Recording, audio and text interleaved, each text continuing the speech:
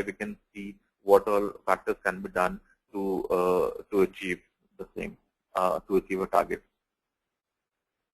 Now coming towards the importance of matrices. So matrices is used to improve the quality and productivity of products and services, thus achieving the customer satisfaction. So like I had mentioned before, we can improve our products and services, the quality of those products and services, and then we will definitely be achieving the customer satisfaction.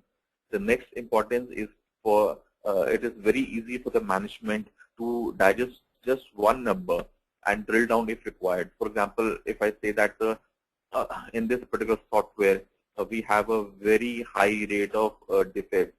In that case, we would the management would just drill down and see what is causing these defects. We can do a RCA, that's the root cause analysis, and then we can figure out where the exact problem lies, and we can easily solve that particular problem.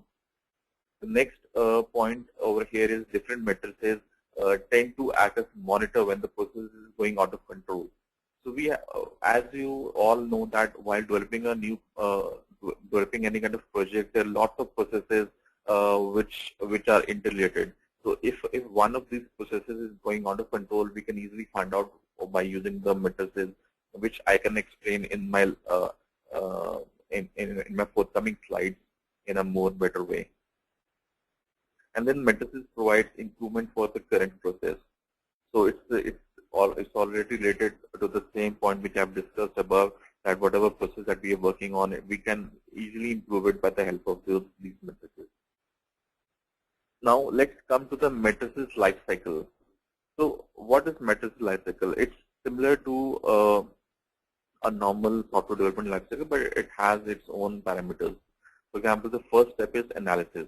In this analysis, we identify what are matrices we need to use. We define those matrices because each matrix has some standards, and then we need to set that particular matrix within our own working environment, and we need to define these matrices. And then we need to define the parameters for evaluating the matrices defined. We would have a benchmark figure for each and every matrix, that if this matrix crosses this particular figure, then we are good, and if the matrix figure is below our industry standards, in that case there is some problem which needs to be analyzed.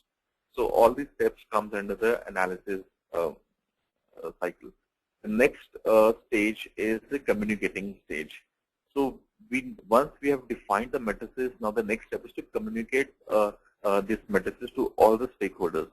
So we need to explain the need of matrices to the stakeholders as well as the testing team which is involved. And then we need to educate, especially the testing team, about the data points that we need to capture in order to process a particular matrix. Once the communication is done, the next part comes the evaluation, and this is the most important part of this life cycle. Once we have we need to capture all the data, we need to verify the data, and then we need to calculate the metric value using the data captured. So this calculation is very important. If we commit any kind of mistake in capturing these data points, in that case the entire matrices will not have a much good use for us. And the last part of the life cycle is reporting. We need to develop the report with effective conclusion. We need to have the picture in black and white. Either it's good or it's bad. And if it is bad, we need to dig out some points to resolve it. And if it is good, then we are okay.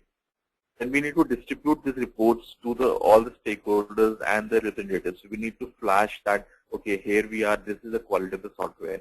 And then we need to take the feedback, optimum feedback from the stakeholders. We need to be very effective in this. And if we get a feedback that this particular area is a weak point, we need to work hard on that particular area, and we need to